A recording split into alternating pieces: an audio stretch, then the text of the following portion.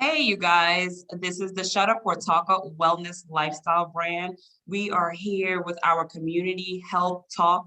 As you can see, we are having conversations with amazing individuals that's contributing to health and wellness in the community. Today, we have the honor of speaking to Ohki Bailey, National Administrator. Administrator. Okay. Today, what we want to focus on is tapping into how you contribute to health and wellness and your experiences within health and wellness as an administrator, and also your education and your background as well. Would you mind sharing some insight with your experience as, being a health and wellness contributor? Well, first and foremost, I've been a nurse for 15 years. Wow. A nurse for 5+ years and 10 years administration. Leadership was always in my blood. From I was a floor nurse, I advocate for patients. I advocate for staff alike.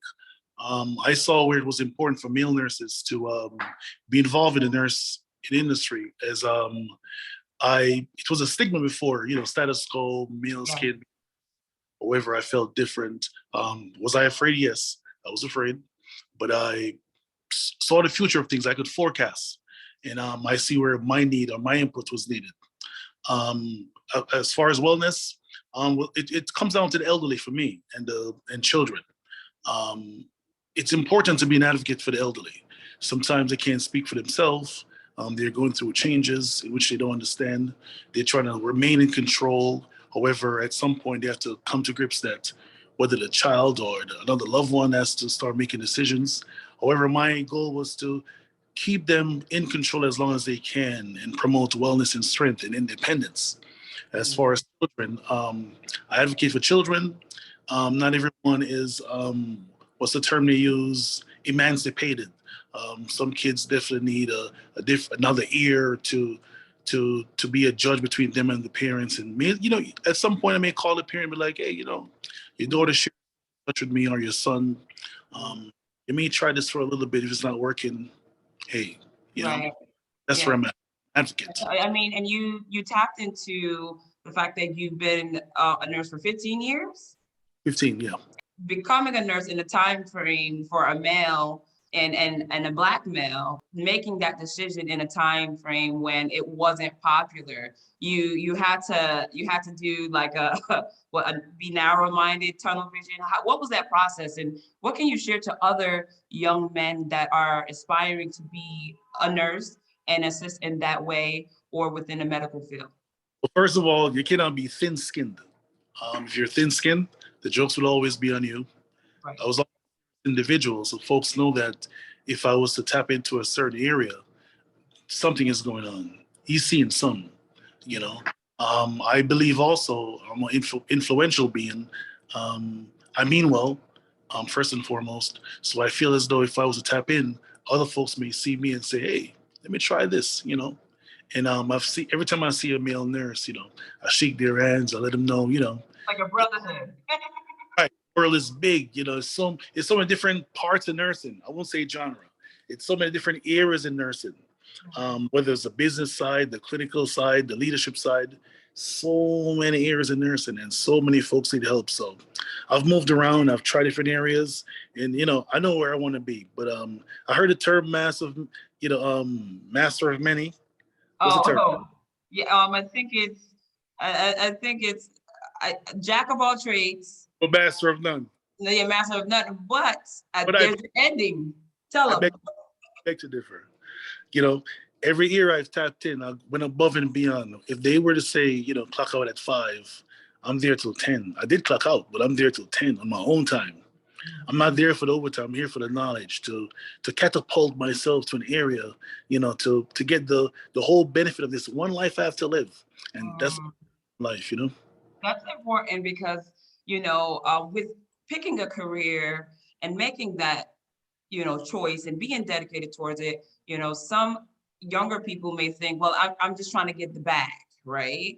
And sometimes in order for you to increase the bag, you may have to stay a little later, right? in your early phase. You may have to make sacrifices in the early stages of your career or your journey so that in the long term, that extra 20 minutes, hour, however you spent doing your notes, inputting the correct information, building team, that will reflect and benefit you in the long term. Would you agree with that? Or I definitely agree. And I also believe anyone who was ever successful at anything, they sacrifice, some kind of sacrifice happened. I don't believe, you woke up lucky. I don't believe in, I believe you earned it. Some folks may earn it quick and lose it quick. Some yeah. folks slow and, they respect it because you earn it slowly. I earn my bits, so I Yeah. respect every dollar, respect everyone, whether you clean the floors, whether you're giving out medication, whether you're a companion, a Right. therapist. I respect everyone because we all play a vital role when it comes. Agreed. Yes. Just to tap a little bit about the nursing experience, are you familiar with traveling nurses? Because I know that has something that's always been, but I feel like I'm hearing more about the traveling nurse experience. Have you ever tapped in that? Do you know anything about that? I know a lot about it. I was never a traveler. During the pandemic, I see where the need was. For example, New York City area, the tri-state broke out with the COVID virus first, and a lot of nurses came from all over the country, Texas, you name it. Then when the focus switched on other states, I saw where New York nurses became travelers and traveled out of state and help out in other states. However, it became more for business versus healthcare. Folks started seeing it more for the bag. Now that COVID has subsided or died down a little bit because it's still there, um, folks now are trying to get back their 9 to 5 jobs, their full-time jobs, and it's not as easy as as yesterday. But Oh, okay. Yeah. was never a thing. I think it's for young folks. I'm Mhm. 40, to life different. If I was still Oh, I 30, can tell. thank you, thank you. But if I was in my young 30s, late 20s, you never know. So I don't judge. However, it's not for me. Right. No, I understand. And thanks for sharing insight on that. So I want to kind of get into the different, how can I say, different units you work. Have you worked in like critical care, emergency care, Alzheimer's unit? So, Like what is, 'cause I may be wording it incorrectly because that's not my field. So correct me, please. so where we're currently, we have a DOCS unit called Department of Corrections, where prisoners come to get care, depending on whatever is going on with them, their yearly wellness checkup, whether they have whatever comorbidity going on, disease, and we take care of them. Then we send them back safely to the jail. We have the I wouldn't say Alzheimer's dementia. It's more psych, where folks come with various different areas of psych. We treat them home safely with whatever care they need, or community services, or home care services. We have an ICU, intensive care unit. We have a telemetry unit. We have a med What's surg unit. what's a celebrity unit? I'm sorry, I don't know what that is. Telemetry is a unit whereas your heartbeat is not stable or your blood pressure. We plug you up to different monitors to see the different rhythms and different things that's going on with the numbers, and we treat you until they're within the proper scope, or your body return to homeostasis. We also have an ER unit, emergency room. So we have various units. And over time, you master everything. You learn a lot. Um, gunshot wounds, car, Wow. And you and you mentioned you said something about mastering everything. I have nurse friends and individuals that I know that's in that field, and some of them often struggle with what area are they gonna like, what specialty. So that's the thing. the truth is, Are they gonna stick with this specialty? Do you think that a nurse should stick with one specialty throughout their entire career? well, I also believe if you truly love a certain area, nothing is wrong with it. However, I'm just a different individual. I want to know everything when it comes to clinical. Um, I want to understand. I want to know why. Sometimes there are times when I'm on the floor, the doctor or another nurse may say something, and I don't know, and I would just right away, run to my office, retire to my office, look it up, Google it, And do something, yes. Mhm. do whatever it is. find some, some scholars, and I come back. Right. First, always there to learn. You learn something new every day, whether it's a word, a term, a disease state, whatever it is, you learn something every day. It's so wide, you could never. But fear plays a part. When someone say, "Oh, I just want to do long-term care or ICU or ER or med surge," fear factor also becomes a part of it. Like, I don't want to be unsafe to someone, because we all have conscience. However, if you prepare yourself, if you give your all and you study and I think with confidence, if the right, also support a good nurse manager, a good nurse leader, director, whatever it is, you could go to and talk to, ask questions, who could be there if you feel as though you're comfortable, say that I think I'm making a mistake. Can you help me? Versus you're going to scold me. Those things play a part. So in the right environment, I feel like folks would venture into different areas of nursing.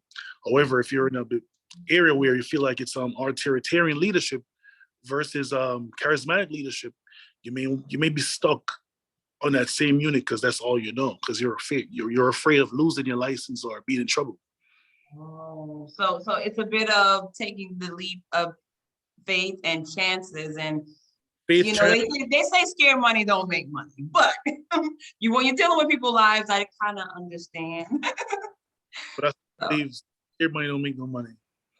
No, so you mentioned Alzheimer's earlier was, basically one of the experience that you have, like working on that unit. Can you share insight about Alzheimer's, about the individuals that can get Alzheimer's? Some people think it's just an elderly, you have to be 70 and older. Your experience, even with working with the family, care planning, and just the entire aspect of Alzheimer's, from your perspective.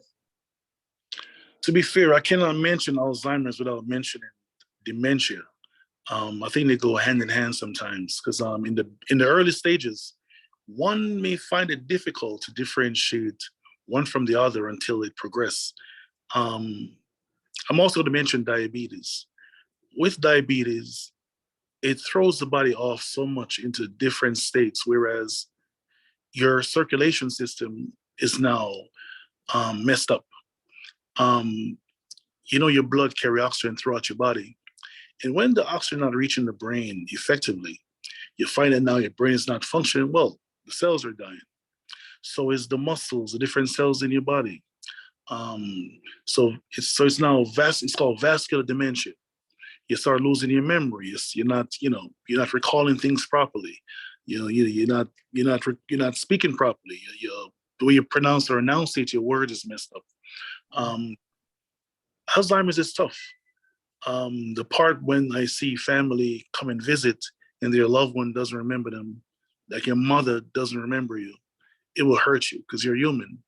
However, understand the disease process. So it's that time is where I would encourage staff to pull them aside and educate them about the disease state, how it works, how it manifests throughout the body, and what the patient is feeling. And remind the family, it's really not about you right now, but it's about daddy. And we need you to understand and put your feelings to the side just for right now. And it will only get worse going forward. It's not something that could be reversed. It could be slowed down. We sometimes treat them with different things to mellow their mood, or there's a drug called Aricept to give them, to help the memory. However, over time, it's just the disease state, but it won't cure you. We use others, psychotropes or mood stabilizers to mellow their mood or make them happy, call it a happy pill or whatever it is. We do therapy, we do a lot of activities. So recreational therapy is also very important. Art therapy is very important with the, and I think it all plays a part. So when it comes to nursing, every other discipline, whether it's social work, whether it's nursing, whether it's physical and occupational therapy, art therapy, aromatherapy, all play a part because it's important in the development of these folks. Right. Yeah, that's definitely true. In my younger years, I was part of the activity and recreation therapy department, and I was able to build a connection and to really step outside of what I know about how to feel and just people and just to see things on a grander scale. I worked on a unit where we had Holocaust survivors. We had just a variation of different backgrounds. And for me, one of the most devastating thing for me at the time is that, you're there to, I guess, bring comfort, right? Because there's no cure. You're there to bring comfort during the current stages in their life to make it as comfortable as possible in their transition. I just seeing their history, when you read their bio, when you see how intelligent these people were, how they contributed to society, how impactful they were. And I remember, every time I would go to work and I would work with these individuals, I would always remember growing up in school, they would say, I think the brain is a terrible thing to waste. I'm not sure. One of those DEAR programs or something. And as a kid, I would always remember that. And then, here comes Alzheimer's or dementia, once the name was able to be found and I was just sitting down to see the transition with these humans, these people that were prestigious, and have lived life, have contributed, and just to see how the brain just kind of takes on its own was something difficult for me to deal with at first. However, over time, I had to understand that, this is the physical, this is the stages, and my job is to make sure they're comfortable in these last stages, the best possible care if I can. It's degenerative, like it's just eating away at the brain, and you're losing, brain cells, especially the hypothalamus area or your memory areas, and tough. Not to mention now the patient is afraid. They don't know who is who. They're the fear factor. Yeah. So they're not knowing that you're just here to care for them. And it becomes tough. So patients play a huge part. At one point, we started doing a training called greenhouse training, how to teach to have patients how to understand. If you're getting angry, you step away. Because sometimes with these folks, dementia, Alzheimer's, it could lead to abuse. If you're not, especially if the loved one is at home, it could lead to abuse easily. So advise your loved one has Alzheimer's or dementia, and you feel as though it's becoming too much for you, get them into a nursing home. File the proper paperwork, get the Medicaid going so they could qualify, pay the NAMI, see a social, do what you got to do. Right. Get them the right folks to take care of them, because this could lead to abuse, elderly abuse, neglect, leaving them at home, knowing they could start a fire, trying to cook for themselves, for themselves. They leave the house, everything open. They try to drive, and that's the dangerous part. Now they get to the highway, you get to the turnpike. Do you see where this is going? A lot of things could Yeah. happen. Yeah, I mean, and you mentioned about the caregiver. What are your thoughts on how the caregiver can also be going through a phase of depression or experiencing like simultaneously there's this trauma that happens within the caregiver. Can you share any insight on that? Well, the caregiver may not understand the whole disease process. So for them, they're like, mommy's not listening, daddy's not listening, grandma's not listening. By choice. They think it's by choice. Not realizing they don't have the capacity to listen or to comprehend what you're saying, or they are afraid. You're a stranger to them, and that's the difficult part. So I think once they truly believe and accept that part, it becomes easier. However, there's times when I remember folks would take someone to the bathroom, and as soon as they bring them back, they will say, "I gotta go again. I wasn't finished." And you're like, "Oh, I just took you to the bathroom." Mm-hmm. You can see how this happened in two to three times, and become, but it's not for you. Leave it alone.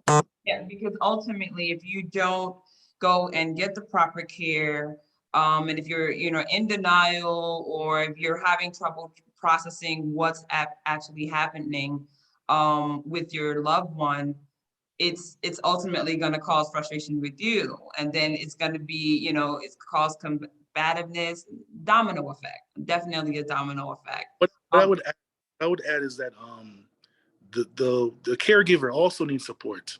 They need someone they could call and say, hey, could you come and take over for half an hour, for an hour, for 2 hours, just so that I could get a break, get some coffee, clear my mind, take a walk. They too need support. So just like when you have a child, they say it takes a village to raise a child. When the elderly, when our parents become older, now they're elderly, you still need that same village that they raised. So now we are the village that they raised. So we still need to care for them like a village that they spoke about when we were children. You know, Yeah. you can be your brother, your sister, and say, "Hey, come take over." Mhm. I need a day off. I need a weekend off. I need, whatever it is, because the constant, it will break you down as well. Yeah, you mentioned about it, well, something interesting that I didn't know. You mentioned how diabetes can contribute to a specific type of Alzheimer's or dementia, or can Right. you Oh, get into oh, that? vascular dementia. Because with diabetes, the sugar is lingering in your bloodstream. It's hard to digest the sugar or get the sugar into your cells. Hence why we need insulin to digest the sugar or break it down so it could absorb into the cells. So the sugar being into your bloodstream, it's now interrupting the flow of many things. Microbes could grow because sugar is there.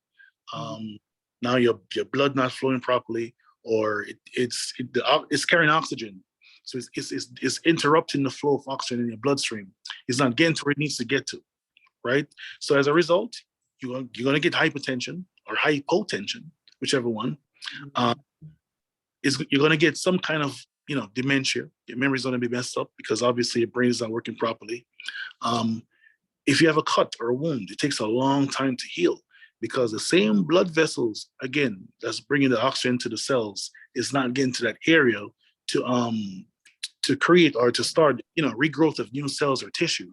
So you find that with diabetes, it brings on so many different comorbidity or disease states or processes. So I think it's very important. And as Black and brown folks, Hispanic folks, we're all prone to diabetes. So we got to watch our diet. And with our diet, the cholesterol, the hypertensions, the high cholesterol, the diabetes, it travels with us. So we have to be cognizant of these things and you know diet and exercise. Right, Diet, not saying to be a gym rat or right, junkie. What I'm right, saying, do something. Do right, something. right. Jackson. It has to be, yeah, I agree. Ride a bike. Ride a bike, Mhm. take a walk. It's definitely important, definitely is. Mr. Archive Bailey, I just want to say thank you so much for sharing some insight, a lot of insight. We talked about the different levels of nursing, your experience with nursing. You did mention something about providing care for individuals that are incarcerated. Is that correct? Correct. Yeah, that's definitely awesome because oftentimes when I think about like the system, I always wonder, are they getting any type of care? They have rights. What I think is they need to know their rights. So that's the Hmm. part about. They have rights, definitely. My concern is that is there someone going around to make them aware of their rights to care, their right to be seen by a doctor or a clinician or a specialist, whatever is going on with them, versus they're being in jail, incarcerated, and until like let's say cancer develop, God forbid, them finding out when it's stage 4 versus getting finding out early to treat it to quality of life, longer life. So that's my major concern. How do I know that someone is going around telling a social worker or somebody, hey, know your rights, you have the rights to this, that? Yeah, but the ones that I do see obviously could tell you a whole book that they have the right to treatment, they have the right to refuse. I hear them speak. Mhm. Yeah, it's good that at least they do still have rights and that they're aware of that. I like what you said that, one of your concerns is that they're aware and some of them are not aware. Some of them, they didn't know that they can have it. Yeah, There's people that are not incarcerated and they're not familiar with their rights, or they're not familiar with even, different type of providers you can go to. Or so I think even having this health talk here is an initiative to share insight and educate our audience and individuals on health and wellness, the many aspects of it, the many contributors such as yourself to health and wellness, and just really connecting wellness, right? Through mental health, emotional health, and physical health, and then providing education with those who spend the most time within those areas. And I want to say thank you so much. Is there anything that you would like to, any last words that you would like to share, encourage any nursing students or anyone dealing with any health complications, any upcoming things that people can look forward to, or how they can reach you? Sure. One thing I do admire, and I have a lot of patience. Even when I'm out, I go out with friends having wine, a cigar. Folks that approach me and say, "Hey, entrepreneur," or Ohki Bailey, and whatever they address me as, I'm fine with it. Could I talk to you about something? And I was, I'll step aside and listen for 5 minutes. It doesn't matter where I'm at. You could always approach me. I'll give you my number. You can reach me on my social media. It's Ohki Bailey, Ohki Entrepreneur Bailey, Facebook. On Instagram, I am Entrepreneur. And all my contacts are there. You could always reach out to me. I'm not hard to reach. If I don't get back to you right away, maybe the next day, but I'm not hard to reach. Yeah, and I do want to mention that you do have a community event that you for the Caribbean community, and others are welcome as well. And throughout that community, do you guys share insight on health and wellness, or in the future? Almost definitely. Wherever I go, I always push health. Health is a huge initiative because the average life for a Black man, 82 to 85 years old, compared to a Caucasian who is 93, something is wrong there. And I think it starts with our diet. I think it starts with the salt and the sugar. Those are the two killers of the Black man, So there's no sugar in my house, no sugar at all. There's no salt in my house. Yeah, I don't have salt in my house either. Yeah. But there's no physical salt. If there's salt, it's iodized salt. We just have to be cognizant of what we're doing and take care of the body and make sure your milk has vitamin D. Take all your nutrients, your zinc. I didn't say to overdose. Right. Right. And yeah. Well, thank you so much. As always, everyone, this is the Shut Up or Talk Up Wellness Lifestyle brand. We are following through with our community health talk. And thank you guys for tuning in again. Take care.